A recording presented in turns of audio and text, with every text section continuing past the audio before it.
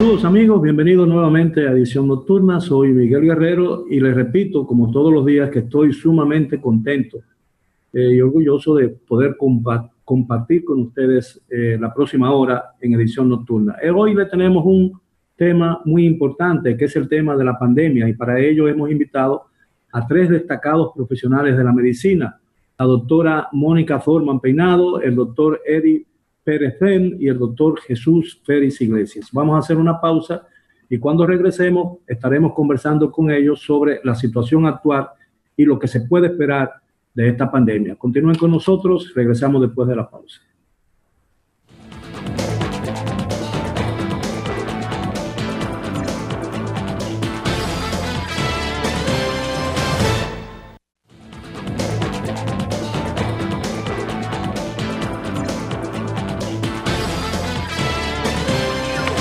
Bien, estamos de vuelta en Edición Nocturna. Como ya les había informado en el segmento introductorio del tema de esta noche, contamos con la muy grata y honrosa presencia de tres destacados médicos profesionales de la medicina del país: la doctora Mónica Forman Peinado, el doctor Jesús Félix Iglesias y el doctor Eddie Pérez Fenn. Y el de la noche de hoy vamos a conversar evidentemente sobre el tema que afecta a la República Dominicana y al mundo entero, el tema de la pandemia. Buenas noches, gracias doctores por aceptar nuestra invitación.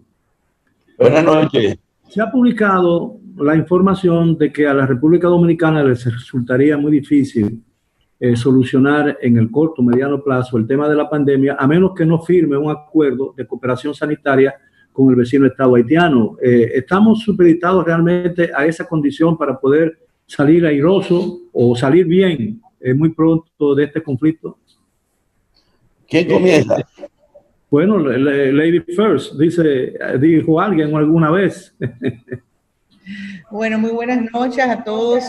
Fíjate, nosotros estamos relacionados muy directo con nuestro hermano país de Haití. Fíjate que tenemos enfermedades donde las compartimos, como son la tuberculosis, la malaria y el VIH. Y siempre se han hecho acuerdos binacionales con el propósito de poder controlar estas enfermedades.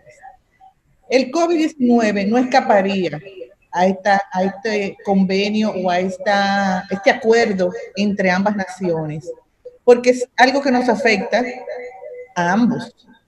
Fíjate que nosotros en la actualidad ya estamos en una etapa de la enfermedad donde ya posiblemente comencemos a ver mejorías en nuestra curva. Sin embargo, en nuestro hermano país Haití es que recién está comenzando la epidemia. Para el día de hoy tienen 533 casos, con un total de 22 defunciones. Y precisamente los hospitales están comenzando a agotar su capacidad para recibir los pacientes. Lo contrario que está pasando con nosotros ahora. Nosotros ahora tenemos un 25% de ocupación hospitalaria. O sea, nosotros vamos mejorando en cuanto a la epidemia. Sin embargo, ellos van en creciendo. Si nosotros no mantenemos un acuerdo binacional para poder controlar esto, y si no regulamos nuestra frontera, eso podría revertir en estos números que estamos teniendo ahora en la República Dominicana. ¿Qué opinan ustedes, doctores? Eddie. Y muy correcto la intervención de la doctora Mónica Forman. Exactamente como se ve el panorama, es así mismo. O sea, nosotros no vamos a escapar de esta crisis sanitaria, que también es una crisis humanitaria, en los dos países. Lo que sí hemos tenido ya, no hemos tenido buena experiencia en este tipo de negociaciones y de relaciones que se han hecho entre los países para impactar en diferentes enfermedades, como bien dijo la doctora Forman. Yo le incluiría también, Mónica, el cólera, por ejemplo, en aquel tiempo en que hubo el brote, tanto en un lado como en otro de la isla. Entonces, lo que se ha visto, por ejemplo, en términos de VIH, es quizás donde podemos hacer más hincapié, porque tenemos algunas experiencias trabajando en lo que ha sido el deseo de hacer una coordinación binacional. Se ha visto que los intereses han podido más que lo que ha sido el impacto de la salud, los intereses económicos, intereses políticos. Y eso ha sido algo que ha quedado como una lección aprendida en todo lo que es los acuerdos binacionales, que como bien vuelvo y repito, que dijo la doctora Thorman, son necesarios. Entendemos que, por ejemplo, tenemos una experiencia que pudiéramos aprender de ella, la tuberculosis, por ejemplo, en que ha habido, sí, un buen trabajo que se ha hecho a nivel de referencia y contrarreferencia de pacientes, tratar pacientes conjuntamente a ambos países, pero eso se ha hecho más ya a nivel de los servicios directamente. Eso no se ha hecho a nivel de estructuras más superiores. Y quizá eso lo que nos quiere decir en estos momentos es que tenemos que aprender de experiencias que se hacen directamente, médicos, pacientes, para entonces ir escalando quizá a estructuras más, vamos a decirlo así, superiores y poder entonces hacer toda una articulación económica, gerencial y por supuesto de calidad de atención para impactar esta crisis sanitaria, el COVID-19, como un pie de amigo para otras enfermedades en comunes que también tenemos en ambos países. Doctor Félix Iglesias, por favor. Mira, desde hace mucho tiempo nosotros tenemos que tomar la iniciativa para hacer acuerdos bilaterales con el vecino Haití. Siempre los países más desarrollados deben tomar la iniciativa y en este caso, aunque estamos en vías de desarrollo, la economía de nuestro país es una economía intermedia, mientras que la de Haití está dentro de la línea de la pobreza. Nosotros tenemos que tener un edificio de varios pisos para no solamente tener un acuerdo bilateral desde el punto de vista sanitario, sino desde el punto de vista comercial, desde el punto de vista migratorio, desde el punto de vista de turismo, desde el punto de vista cultural. Es decir, hay una serie de factores que inciden en ambos lados de la isla que tenemos que ponernos de acuerdo. Y somos nosotros los que tenemos que tomar la iniciativa. Y en este caso, ya que tenemos una pandemia como la del COVID y que hemos iniciado primero que Haití y que ahora estamos disminuyendo en nuestra pandemia, es que debemos entonces insistir en hacer todos estos acuerdos que son tan necesarios para ambas partes. ¿Ha habido en el pasado reciente algún otro acuerdo de carácter sanitario que haya sido provechoso para los dos países? Han habido intentos de acuerdo. Sin embargo, acuerdos que se han permanecido en el tiempo, no creo que hayan permanecido en el tiempo.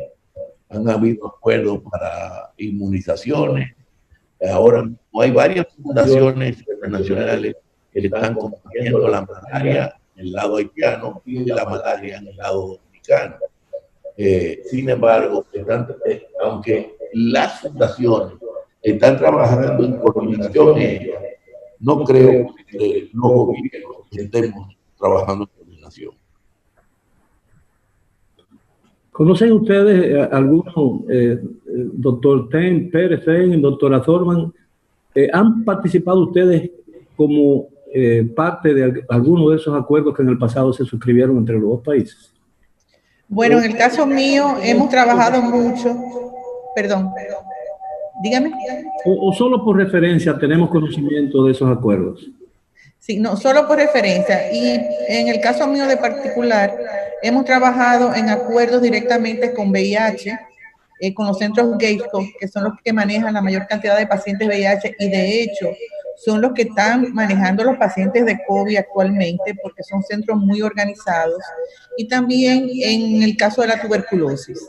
Se han hecho reuniones entre los grupos de médicos de ambos países y ha habido una referencia y contrarreferencia en algunos casos específicos para que los pacientes no se pierdan en el seguimiento.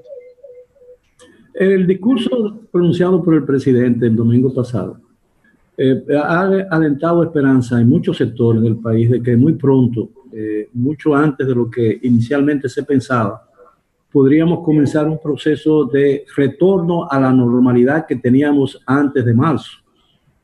¿Ustedes creen que realmente en la situación en que nos encontramos eso sea posible? Doctor Perestein. Sí, fíjate, hay una de las cosas que nosotros tenemos que hablar en cuanto al comportamiento que ha sido la epidemia en el país de COVID-19.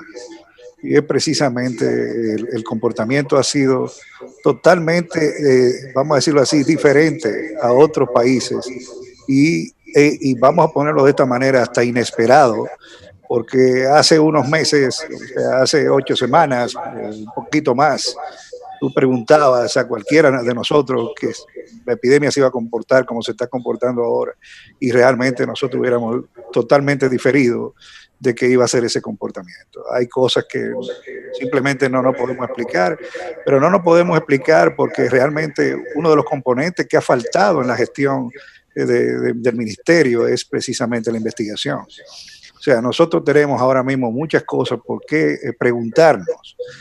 ¿Por qué ha sido este comportamiento diferente? Por ejemplo, ¿por qué se están complicando tan pocas personas en República Dominicana? La doctora Torman lo dijo, o sea, tenemos un 25% de ocupación ahora mismo. Pero yo me voy más lejos, tenemos un 1.8% de ocupación en UCI, en unidades de cuidados intensivos. O sea, la gente no se está complicando. Entonces, tú le puedes atribuir eso a varias cosas, pero todo lo que vas a atribuir son asunciones o hipótesis. Creo que una de las cosas que realmente faltó y sigue faltando, porque todavía no hemos terminado con todo esto que se perfila ya como una endemia, o sea, que se va a quedar con nosotros un buen tiempo. Realmente desconocemos. O sea, nosotros desconocemos ahora mismo por qué se comportó de esta manera aquí en el país. Y mientras no tengamos los determinantes claros, en primer lugar, vamos a seguir dando palos a ciegas. Pudiéramos abrir, pudiéramos cerrar, pudiéramos hacer el juego de ensayo-error, que es posiblemente lo que vamos a ir haciendo y lo que hemos venido haciendo en cierta forma aquí en el país, porque no tenemos las pruebas suficientes que se hayan hecho, porque no hemos caracterizado la epidemia como debimos caracterizarla. Hemos tenido, sí, un factor importante, que es ese comportamiento de baja letalidad, que es precisamente a lo que se le teme de la enfermedad, porque la enfermedad pasaría como la simple gripe en un 80% de las personas que se afectan. Pero vuelvo y repito, no se tienen unos determinantes claros de la epidemia y el temor de eso es que puede venir un segundo brote, una segunda ola, como puede ser mucho más impactante al abrir la cuarentena, y hay que seguir insistiendo en los 3 pilares, que es la higiene, el distanciamiento físico y, sobre todas las cosas, la protección, barreras, mascarillas y lentes en el caso que haya que usarlo. Eso significa que vamos a tener que seguir viviendo en cuarentena durante mucho tiempo todavía, ¿no es cierto? He leído que algunos peritos han dicho, algunas personas pertenecientes a organismos internacionales han dicho de que es muy difícil que podamos alentar esperanza de que para finales de este año todavía podamos salir de este conflicto y que vamos a estar viviendo con él todavía en parte del 2021. Ese pronóstico parece desalentador. Mira, Miguel, hay varios factores que nos han favorecido. Yo creo que uno de ellos es que la sociedad dominicana es joven, a diferencia de Europa, donde ha sido un continente de envejecientes. Sin embargo, hay factores que todavía uno no lo entiende. Por ejemplo, Qatar es un país que tiene una alta temperatura y tiene muy baja mortalidad. Podríamos achacarle a que el calor esté influyendo, pero sin embargo hay muchos más casos que los casos reportados aquí. Pero Qatar es un calor seco y el de nosotros es un calor húmedo. Está la humedad también afectando a que se aumenten los casos. Eso no lo sabemos. Eso que acaba de decir Eddie Pérez, de que el país no está abocado a hacer investigaciones de diversos factores, es muy importante. Pero hay que ver que la Organización Mundial de la Salud señala que para investigación en salud se debe aportar un 3% del Producto Interno Bruto, y realmente lo que se está aportando es 0.03 para todas las investigaciones, independientemente que sea salud o no. Lo cual quiere decir que nosotros estamos muy alejados de hacer investigaciones con ciertos criterios para poder determinar qué es lo que está sucediendo. ¿Cómo se explica el hecho de que los países que supuestamente tienen la mejor estructura sanitaria, Estados Unidos, Francia, Inglaterra y muchos otros países altamente desarrollados hayan sido los más afectados por esta pandemia, con un índice de mortalidad enorme. El caso de los Estados Unidos, por ejemplo, antes de ayer solo en 24 horas murieron 759 personas más. Esa cifra parece espeluznante, ¿no? Sí, pero fíjate, Miguel, no solamente en esos países. Nosotros hemos visto también en Chile, que dentro de las Américas es uno de los países que tienen un mejor índice de desarrollo, donde en 15 días ellos habían llegado a la regularización del número de casos. Sin embargo, en los últimos días hubo un repunte y tuvieron que volver a aplicar la cuarentena. Tienen 90% de ocupación y tienen una mortalidad que había subido de un 1%, que era la que ellos tenían, a un 6%. O sea, que no solamente ese tipo de comportamiento se ha visto en los países europeos, donde el clima es diferente al de nosotros. Si nos podemos calcular, ahora mismo en el cono sur estaría comenzando el invierno, o sea, estaría en la época fría.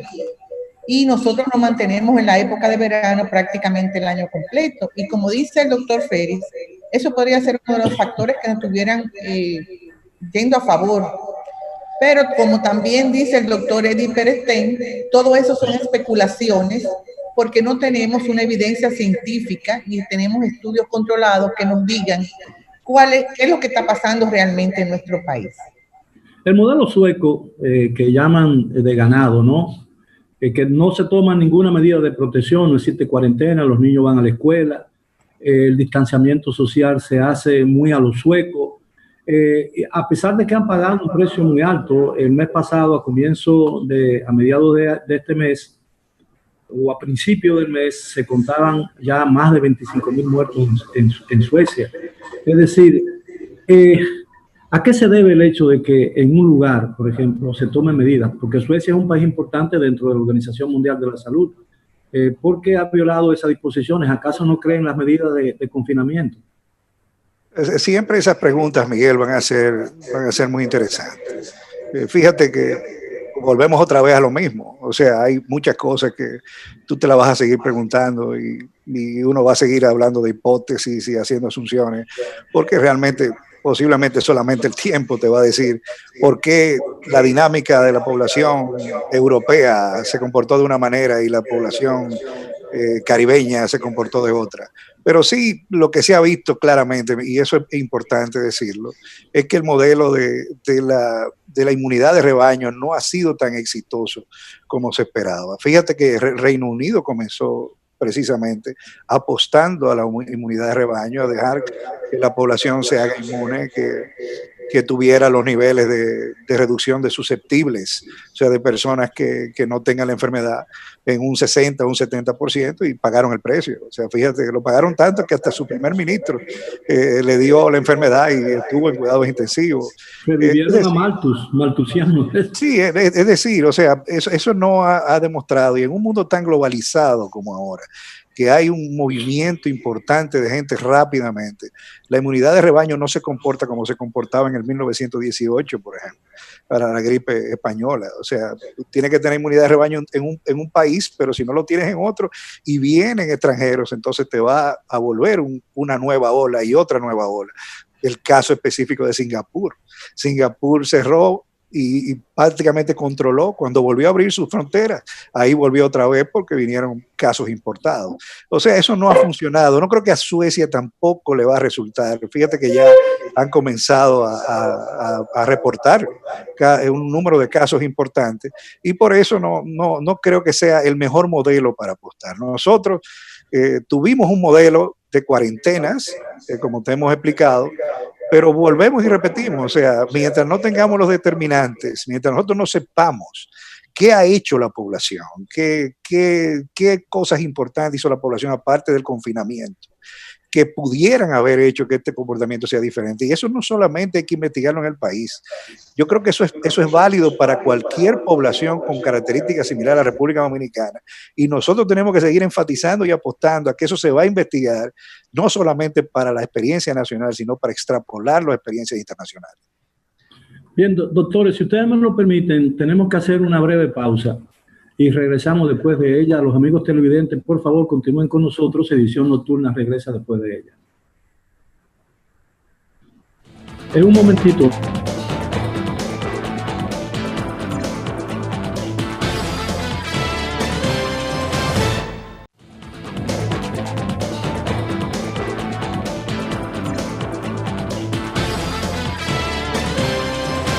Estamos de regreso en Edición Nocturna con los distinguidos participantes, los doctores Eddie Pérez Stein, Miguel Jesús Pérez Iglesias y la doctora Mónica Forman Peinado. Muchas personas se preguntan ¿cuándo el país podría decir? ¿Qué características tendría? Por ejemplo, en el escenario nacional, el fin de la pandemia. ¿Cuándo podríamos decir? ¿Qué indicios nos podrían dar de que realmente la pandemia ha sido superada o esté ya en vía final de ser superada? Esa es una pregunta que se formula mucha gente, ¿no?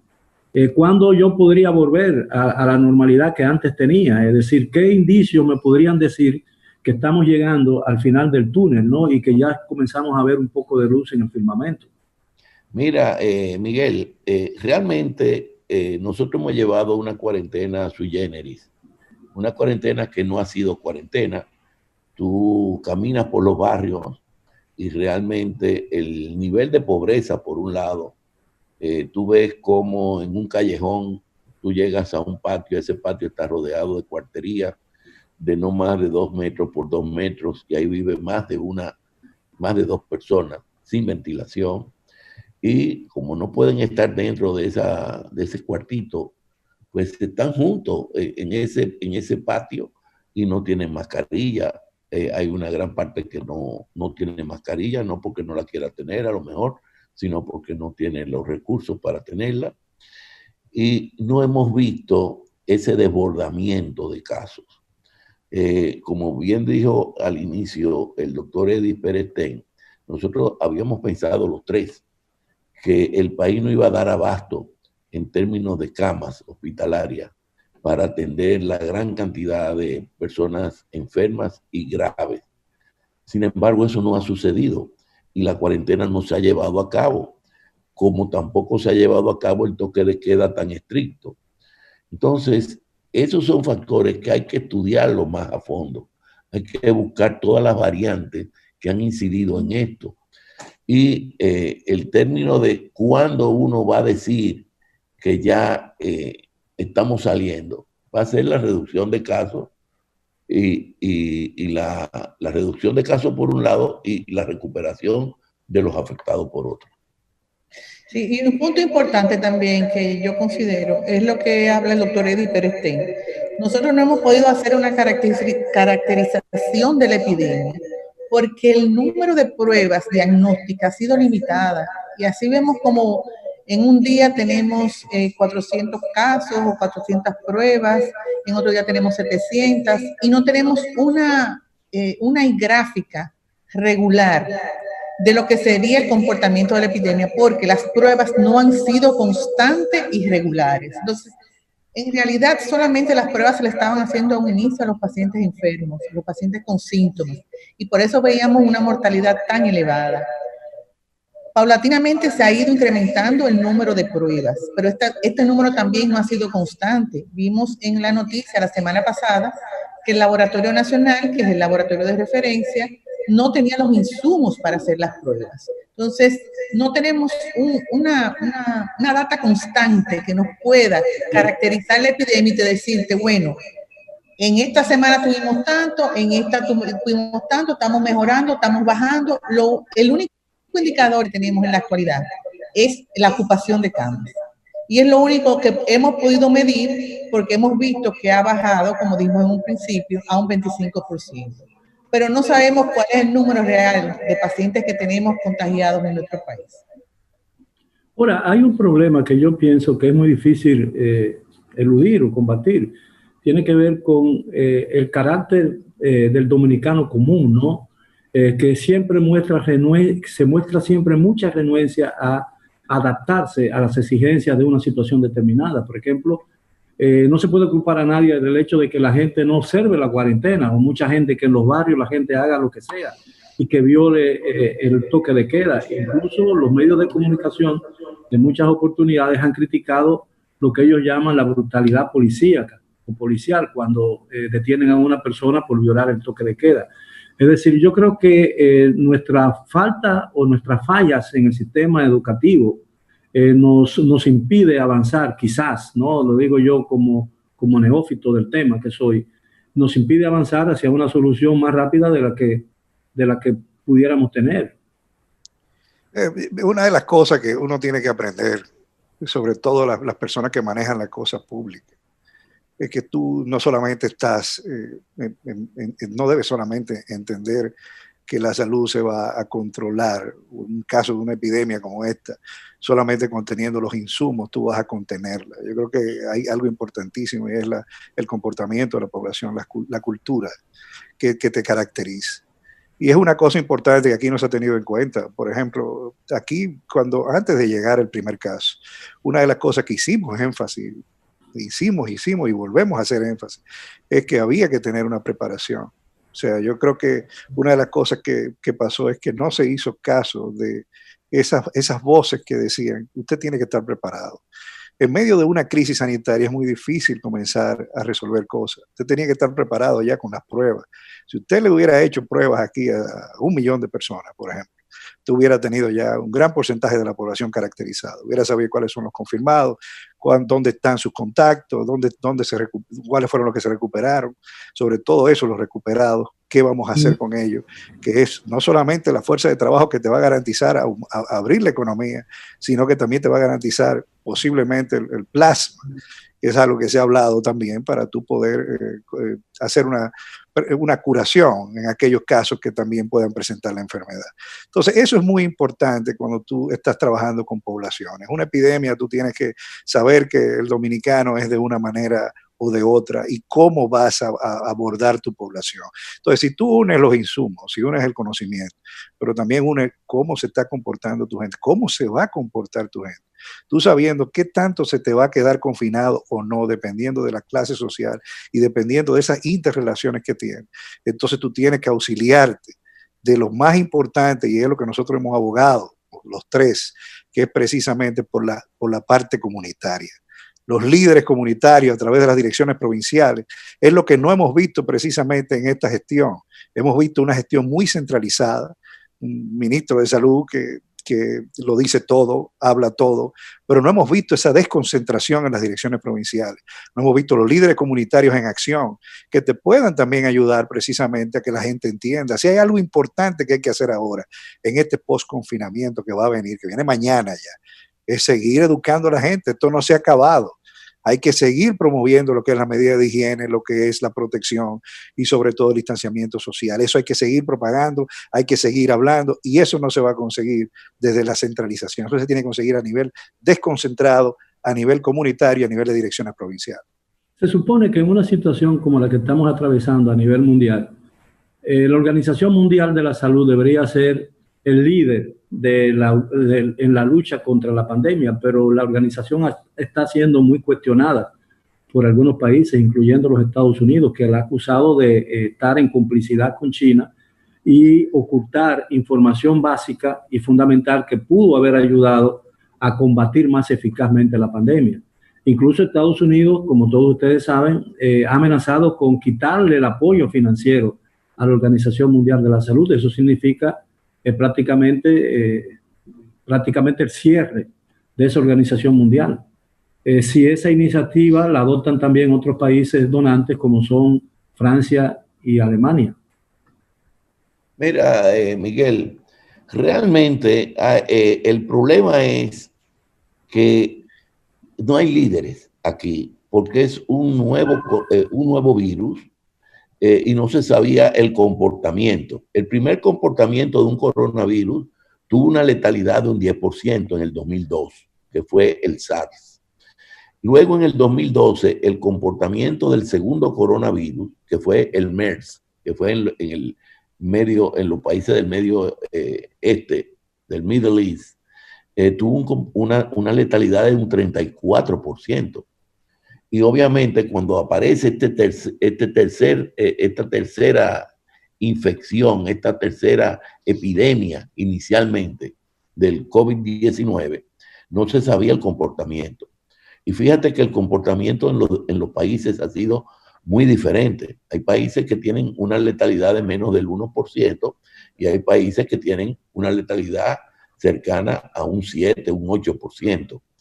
Y tampoco se sabe el por qué. Uno añade que puede ser por la edad, otros añaden de las comorbilidades, que son las enfermedades añadidas. Y obviamente no hay tratamiento ni hay vacuna. Entonces, al no haber tratamiento ni vacuna, no hay liderazgo. ¿Y a quién se le pega todo lo malo? Pues obviamente a la Organización Mundial de la Salud. Pero en las declaraciones de los Estados Unidos hay que tomarla también con mucha cautela, porque Estados Unidos tiene elecciones presidenciales en noviembre y la presidencia de Donald Trump ha estado muy en cuestionamiento por la forma de ser de Donald Trump, que inicialmente no creía en esta pandemia. Segundo, dijo que no se iba a poner mascarilla. Es decir, tampoco ha ayudado a mantener una disciplina en esta epidemia, y obviamente tenía que buscar a alguien a quien achacarle la culpa. Y en este caso se la achaca a la Organización Mundial de la Salud, pero no creo que la clase pensante de los Estados Unidos le permita a Estados Unidos retirarse de la Organización Mundial de la Salud. Ahora, la verdad es que la Organización Mundial de la Salud tardó mucho en declarar la pandemia, no fue hasta mediados de marzo cuando lo hizo, cuando ya la enfermedad se había extendido a casi todo el mundo. Pero eso sucedió también cuando la influenza H1N1, que decía que por qué no declaraba pandemia y estaba ya afectando a todos los continentes. Siempre hay algo en contra de la Organización Mundial de la Salud, pero hay que reconocer que es el organismo rector de la salud a nivel mundial. Y el Reglamento Sanitario Internacional que se elaboró después del SARS, porque hay que recordar que con el SARS que inició en China, los chinos se quedaron callados. Y fue una delegación de Canadá que visitó China, que al regresar a Canadá comenzaron a fallecer algunos y a estar gravemente enfermos otros. Y fue Canadá que le avisa a China de este coronavirus. Y los chinos entonces aceptaron que se habían quedado callados. Pero no había reglamento sanitario internacional que le dijera qué había que hacer. Obviamente, China, como un país tan poderoso, no tuvo ningún tipo de sanción, pero se elaboró un reglamento sanitario internacional que a partir de ahí, todos los países signatarios de las Naciones Unidas están obligados a que cuando hay una epidemia o un brote epidémico en algún país del mundo, deben de informarlo rápidamente. Ahora, ¿creen ustedes que las medidas anunciadas por el presidente de la República de iniciar un proceso, aunque muy lento, de recuperación de la normalidad, fue apropiado en este momento o no? Bueno, si estamos viendo el número de casos, como han disminuido, llegó un momento en el país, Miguel, que estábamos en medio de que no estaba sucediendo nada nuevo. Las medidas que se estaban utilizando de cuarentena no se estaban cumpliendo. La población, escaladamente, ellos mismos fueron saliendo de la cuarentena. Y yo creo que fue una presión que recibió el presidente de la República, no solo por parte de la población, que ya no aguantaba más el aislamiento, ni el salir a buscar su comida día a día, porque tenemos que entender que existen familias que viven del diario vivir. Y asimismo recibieron la presión de los pequeños y medianos comerciantes, porque teníamos comercios grandes que estaban supliendo, tanto con las tarjetas de solidaridad o con la población general podía ir a comprar. Sin embargo, esos pequeños colmaditos o centros de servicios que eran de medianos y pequeños empresarios estaban llegando a la quiebra. Entonces yo creo que el presidente lo que hizo simplemente fue legalizar una situación que ya se estaba dando en el país. Habían empresas que estaban trabajando clandestinas. Tú pasabas por alguna tienda y tú veías que apenas estaba cerrada hasta la mitad la puerta, pero tú veías que entraban y salían personas. Entonces, él simplemente lo que hizo fue legalizar lo que ya estaba sucediendo en el país. Hay algunos indicadores también para apoyar lo que ha dicho la doctora Thorman, que hablaban también de que el confinamiento podía quitarse en este momento. Lo habíamos dicho ya, porcentaje de ocupación de camas, el poco porcentaje que estaba en UCI, 1.8%, a pesar de que la tasa de positividad en el país es un 20%, que quiere decir que le estamos haciendo más a los sintomáticos que a los asintomáticos, el número de casos no está aumentando. Entonces, aunque no tenemos una caracterización, porque eso es verdad, no tenemos las pruebas que hacen falta para saber dónde están todos y quiénes son esos todos, realmente se pudo haber tomado esos indicadores indirectos para poder abrir la economía. Está ahora precisamente en cómo vamos a ir haciendo esto, cómo vamos a ir haciendo esa forma de escalonada de ir abriendo esto y cómo vamos a ir educando a la población, que es tan importante como este confinamiento que tenemos. Nosotros tenemos que seguir apostando a un sistema de salud fuerte que pueda entrar a las comunidades, pueda educar a las personas en esas tres cosas importantes: higiene, distanciamiento físico y protección. De hecho, claro, perdóneme, don Miguel, yo considero que nosotros tenemos una época pre-COVID y una época post-COVID. El hecho de que se hagan estas liberaciones no quiere decir que esto ha pasado. Y como dice el doctor Peresten, es ahora que tenemos que tener más fuerte estas medidas: el distanciamiento social, el uso de la mascarilla, la higiene de manos. Y aunque se abran estos comercios, que sean aplicados esas mismas reglas que teníamos antes de que se levantara la cuarentena.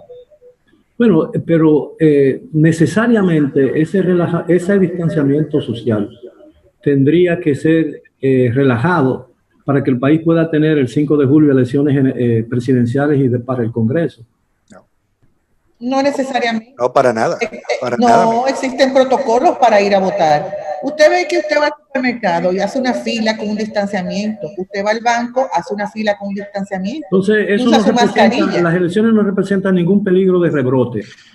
Bueno, ahí está, medidas, ¿no? Ahí está lo que realmente estamos diciendo y que hemos hecho mucho énfasis. Si tú tienes que educar a la población para que haga eso, pero nosotros tenemos que seguir viviendo, no es las elecciones solamente. Claro. Nosotros vamos a tener que convivir, y lo hemos dicho ya, con este virus. Este virus ya no se está hablando de epidemia ni pandemia, Miguel, se está hablando de una endemia, o sea, de que se queda y de que van a venir brotes cada cierto tiempo. Entonces nosotros tenemos que educar a la población y las elecciones es algo importante para la nación y tenemos que hacer una responsabilidad de educar para que la gente vaya a votar y vote y se hagan elecciones en el país. Doctor Félix, nos quedan 30 segundos. Miguel, si la vida misma es lo más importante del ser humano, pero también la economía es importante, porque una vida sin economía, óyeme, no vale la pena vivirla. Entonces, el país ahora mismo está cerrado. Sí. Tenemos un crecimiento cero y los economistas pronostican un crecimiento cero en el futuro. Lo que tenemos que hacer, como dice el refrán, de tripa corazón. Entonces, tenemos que ir reaperturando el país, pero con esas medidas cautelares. La mascarilla, así como anteriormente el sombrero, era un objeto que los hombres se los colocaban y las mujeres también. Ahora la mascarilla será un objeto permanente por lo menos durante mucho tiempo. Bien. Y el lavado de manos, igual. Doctores, sumamente agradecido de su participación. Yo creo que lo que ustedes han dicho es de mucha utilidad para el pueblo dominicano y es un refuerzo a las medidas de cuidado y de saneamiento personal que tenemos que observar para salir bien de este tremendo reto que tienen los dominicanos y la humanidad en sentido general. Estoy muy agradecido y a los amigos televidentes, gracias nuevamente por su atención. Los esperamos como de costumbre mañana a la hora de siempre. Hasta entonces.